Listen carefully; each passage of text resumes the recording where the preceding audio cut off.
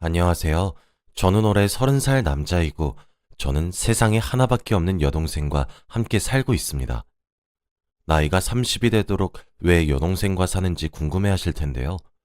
그 이유는 저희가 어머니, 아버지 두 분 다 안 계세요. 이 이야기를 한번 해보려고 합니다. 제가 18살 때로 거슬러 올라가면 저희 집은 아버지가 재산이 좀 많은 편이라서 그 당시에는 나름 부유한 집안에서 살았어요. 바나나 먹고 피자 먹고 그랬었죠. 제 동생과는 4살 차이가 나는데 그때 동생의 나이는 14살이었습니다. 저희는 정말 친했고 동생이 너무 착하고 순해서 같이 놀러도 자주 다녔고 퍽하면 울어서 제가 많이 위로도 해주기도 했어요. 그런데 한 가지 문제점이 있다면 저희 집은 별로 화목하지 않았습니다. 저희 아버지가 연세가 많으신 편이었는데 무려 60살이었어요. 저를 어떻게 낳았냐고 많이들 걱정하겠지만 그때 저희 어머니가 40대 후반이셔서 저희를 낳을 때는 젊었습니다. 아버지와 어머니가 나이 차이가 조금 나는 편이라서 두 분이서 부부싸움을 굉장히 많이 했어요. 처음에는 말로만 싸우시다가 나중에는 아버지가 어머니에게 손찌검까지 행사했습니다. 저와 동생은 그런 아버지가 너무 무서웠고 동생과 저는 항상 어머니 아버지가 싸우는 곳과 가장 멀리 떨어진 방으로 이동해서 귀를 막고 얼른 끝나기만을 바랬죠. 동생은 마음이 너무 여려서 항상 울었기 때문에 저는 동생을 계속 위로해주고 그랬답니다. 부부싸움이 한바탕 끝나시면 어머니는 배를 움켜잡고 절뚝절뚝 걸으시면서 저희에게 오셔서 펑펑 우셨고 저도 그런 어머니를 안았어요. 어머니는 항상 상처로 가득한 몸을 가지고 계셨고 그런 어머니가 저희는 너무 불쌍했습니다. 저는 얼른 성인이 되면 어머니와 동생을 데리고 이 집에서 나갈 거라고 다짐을 했어요. 그런데 부부싸움은 하루에 한 번은 기본으로 하셔서 저희가 방에서 나갈 시간은 오로지 학교를 갈 시간밖에 없었어요. 집으로 돌아오면 항상 집은 부서진 물건들로 난장판이었고 제가 그 물건들을 치우느라 시간을 다 써야 했죠.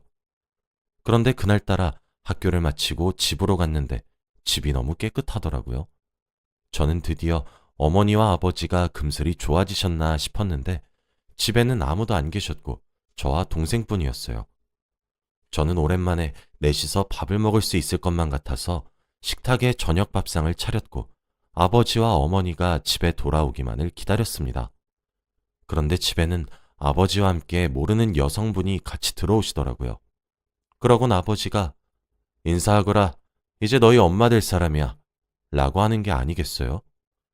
저희는 눈치껏 인사를 하긴 했지만 그 사람은 저희 어머니보다 훨씬 젊어 보였어요. 알고 보니 그 아줌마는 32살이었습니다. 아버지가 60대인데 그 아줌마가 30대라니. 그때 딱 알았죠. 저 아줌마는 저희 아버지를 사랑해서 만나는 게 아니라 저희 아버지 재산을 노리는 거라고요. 아무튼 제가 어머니 아버지와 함께 먹기 위해 차린 밥상을 모르는 아줌마와 먹게 되었고 저는 아버지에게 아버지, 어머니는 어디라고 제 말이 끝나기도 전에 아버지는 이제 그 이야긴 하지 말아라 라고 큰 소리로 말씀하셨습니다. 저는 도대체 무슨 일인가 싶었고 그때 아버지가 너희 엄마와 이혼을 하고 이 여자와 다시 결혼할 예정이니 이젠 이 사람이 너희 어머니다 라고 하시더군요. 저는 도저히 이 상황이 용납이 가지 않아서 자리에서 벌떡 일어나 항의했어요. 아버지, 이건 아니죠. 이유는 그렇다 쳐도 바로 다른 아줌마를 데리고 와서 대뜸 저희에게 어머니라고 하라뇨. 저는 절대 이 아줌마를 어머니라고 못 불러요. 재혼은 절대 안 돼요.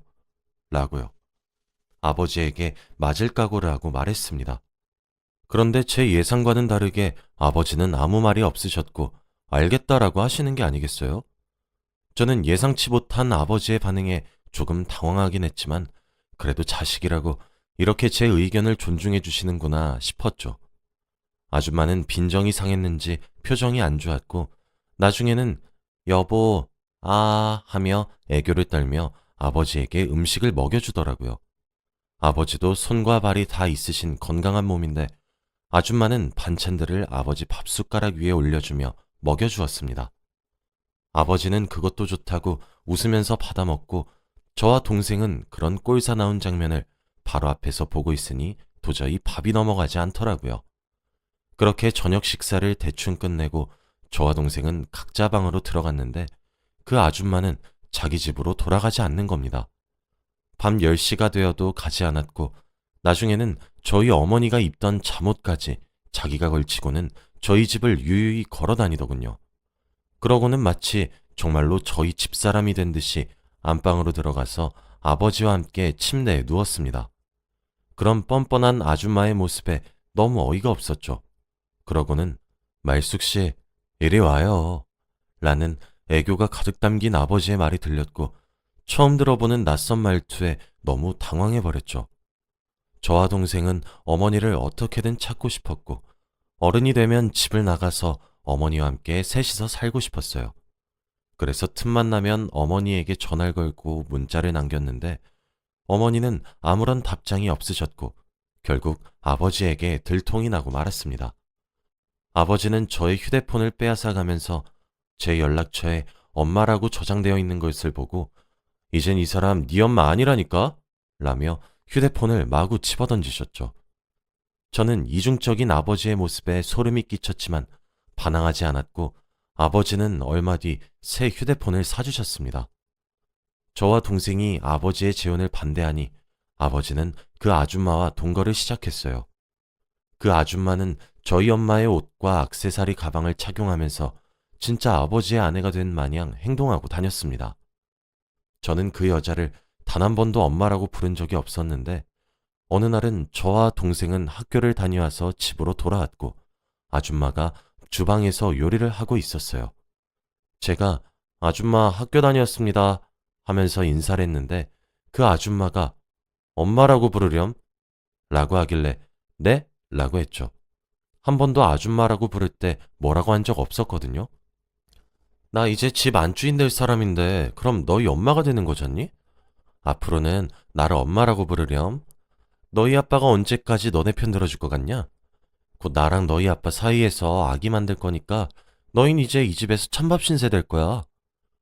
아줌마의 말에 동생은 펑펑 울었고 저는 아줌마가 요리하고 있던 그릇을 던졌습니다.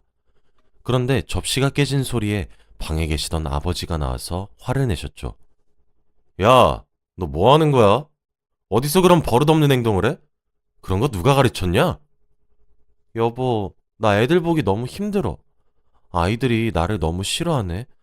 계속 자기 엄마 보고 싶다면서 날 엄마라고 부르기 싫대. 저는 갑자기 아버지가 오자 우는 연기를 하는 아줌마가 너무 소름 끼쳤고 아무 말도 할 수 없었습니다. 아버지가 방으로 들어오라고 해서 끌려가는 도중에 아줌마의 얼굴을 보았는데 미세하게 웃고 있더라고요. 그렇게 아버지의 서재로 가서 저는 회초리로 맞았습니다. 제 감정 따위는 아랑곳하지 않고 아버지는 화만 내셨어요. 너 그렇게 행동하면 아빠가 욕먹는 거 몰라? 네 엄마가 그렇게 가르치디? 앞으로는 최말숙, 저 사람이 네 엄마란 말이다. 언제까지 엄마 보고 싶다고 찡찡대는 어린애처럼 살겠다는 거야? 라면서요. 저는 울지도 않고 가만히 고통을 참으면서 아무 대답도 하지 않았어요. 아버지는 나이가 있다 보니 때리는 것도 힘이 드셨는지 몇십 분 뒤 그만두셨고 저는 방으로 들어가 문을 잠그고 펑펑 울었습니다. 너무 서럽고 어머니가 보고 싶었거든요. 당장 이 집에서 나가는 게 제 삶의 목표가 되었습니다. 그날 이후로 아줌마는 집에서 살만해졌는지 아버지가 준 용돈으로 비싼 명품 쇼핑도 하고 친구들을 불러 집에서 놀곤 했어요. 저와 동생은 집에 오면 항상 아줌마 지인분들이 있었기 때문에 방으로 바로 올라가야 했고 아버지는 밖에서 일을 하고 계셨기 때문에 이 상황을 전혀 모르셨죠. 그런데 어느 날은 집으로 들어갔는데 낯선 남자와 눈이 마주쳤습니다. 저도 처음 보는 남자였는데 젊은 사람 같았어요. 나이는 아줌마와 비슷해 보였고 제가 거실로 들어가니 아줌마와 그 남자는 당황하더라고요. 다른 것은 다 이해를 했지만 아버지를 두고 다른 남자와 저희 집에서 대놓고 바람을 피우다뇨. 저는 얼른 아버지에게 전할 생각을 하고 있었는데 아줌마가 제 손목을 끌고 다락방으로 들어갔어요. 너 오늘 본 것들 네 동생이나 네 아빠 귀에 들어가면 당장 이 집에서 내쫓을 줄 알아? 제가 집에서 쫓겨나는 걸 무서워할 것 같으세요? 그냥 다 말하고 집에서 쫓겨나서 저희 엄마랑 동생이랑 같이 살게요. 너네 엄마 어디 있는지 아니? 저는 멈춰서서 이야기를 계속 들었어요. 너 오늘 얘기 아무한테도 말 안 하면 너네 엄마 어디 있는지 내가 말해줄게. 나도 내 남편 전처가 어디 있는지 안 알아봤겠니? 그러니까 엄마 보고 싶으면 조용히 입 다물고 있는 게 좋을 거야. 라고 한 뒤 다락방을 나갔습니다.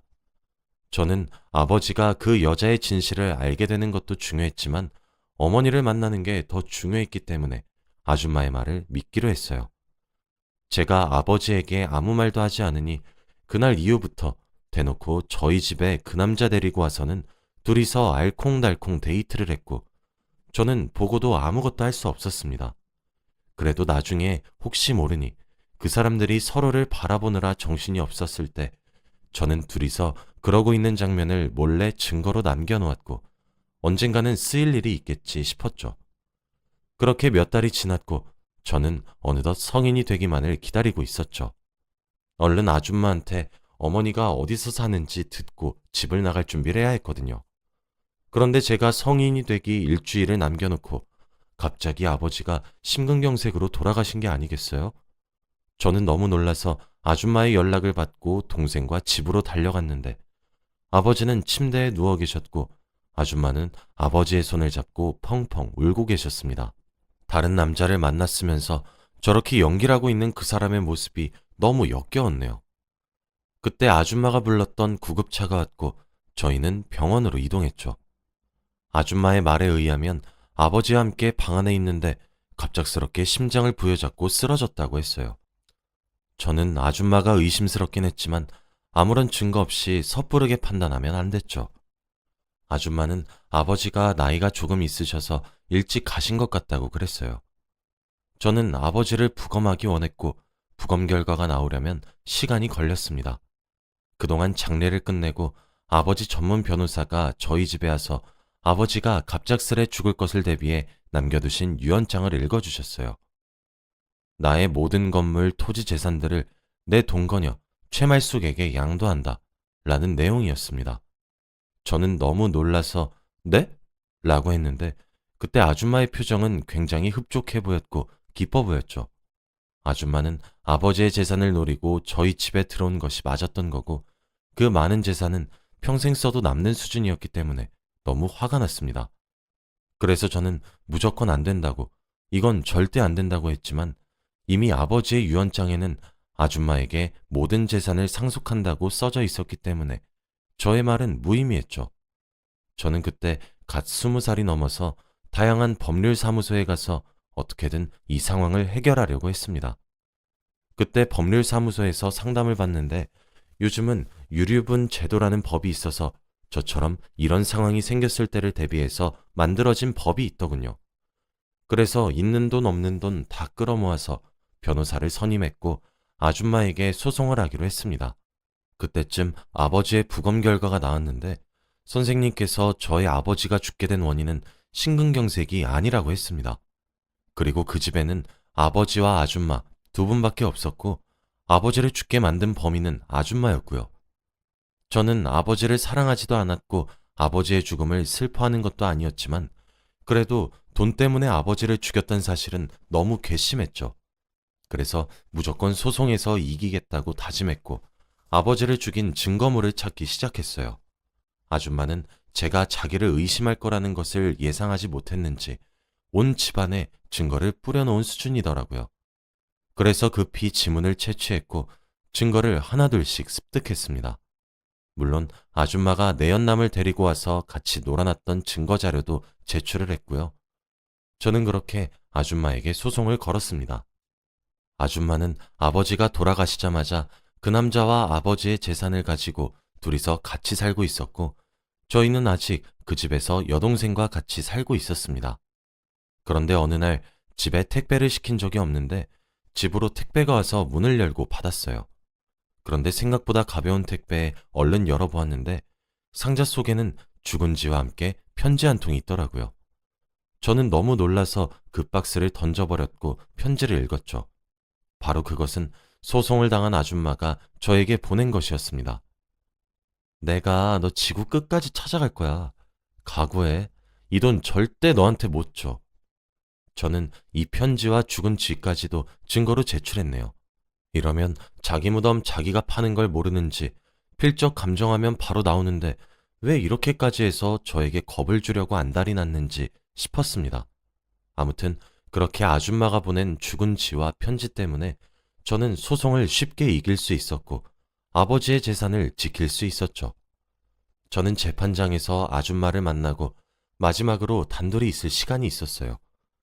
제가 아줌마에게 아줌마, 이제 말씀해 주셔야죠. 저희 엄마 어디에 계시는지. 라고 하니 아줌마가 미친 사람처럼 껄껄대며 웃더라고요. 저는 이 사람이 드디어 제정신이 아닌가 보다 했는데 너희 엄마? 라고 말을 하며 손가락으로 하늘을 가리켰습니다. 저기 있지. 라고 하길래 저는 한동안 이해를 하지 못했다가 아줌마의 웃음소리에 정신을 차리고 아줌마의 멱살을 잡았어요. 뭐? 우리 엄마 어떻게 한 거야? 아줌마는 끝까지 저를 보고 비웃으면서 말했어요. 지금 나이가 몇 갠데 아직도 엄마 보고 싶다고 찡찡대니? 네 엄마? 이 세상에 없어. 그렇게 네 엄마가 보고 싶으면 너도 따라가던가. 라고 했습니다. 저는 아줌마가 미쳤다고 생각했고 저는 그런 사람의 말을 믿지 않기로 했습니다. 그렇게 아줌마는 감옥으로 갔고 저는 동생과 함께 어머니의 흔적을 찾는 것에 집중했어요. 그런데 변호사님께서 저희 어머니가 사망신고가 되어 있다고 하더군요.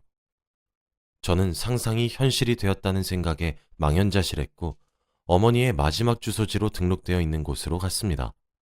정말 작은 동네의 허름한 원룸이었어요. 한 사람이 들어가기에도 벅찬 곳이었는데 이런 곳에서 어머니가 혼자 살았다고 생각하니 너무 마음이 아팠죠. 그때 저와 동생이 그곳을 서성거리고 있으니 그곳 주인 아주머니께서 누구셔? 라고 물어보았습니다. 제가 그 말을 듣고 아주머니를 쳐다보니 설마 203호 자식들인가? 라고 하시는 게 아니겠어요? 저희를 어떻게 아세요? 워낙 203호가 자기 딸아들 얘기를 자주 했어. 많이 닮았네. 근데 너무 늦게 찾아온 거 아닌가? 죄송해요. 저희도 찾아오고 싶었는데 우선 여기로 들어오게. 집주인 아주머니는 저희를 들여보내 주셨어요. 아주머니의 말에 의하면 저희 어머니는 혼자서 이 집에서 살았고 얼마 안 돼서 세상을 떠났다고 하셨어요. 저희 남매는 너무 놀랐고 슬퍼서 아무 말도 할 수 없었죠. 그런데 그 뒤에 하시는 말이 더 충격적이었습니다. 저희 어머니는 아버지와 이혼을 하기 전에 뱃속에 아버지의 아이를 임신했다고 했어요. 그러니까 저희의 막내 동생이죠. 그런데 그때는 아버지가 아줌마와 불륜을 일으키고 있었고 어머니는 어떻게든 그 아이를 낳아서 혼자서라도 키우고 싶었대요. 그런데 아버지는 아줌마와 살기 위해서 이혼을 준비하고 있는데 대뜸 아이를 낳고 싶다고 하니 화가 났던 거죠.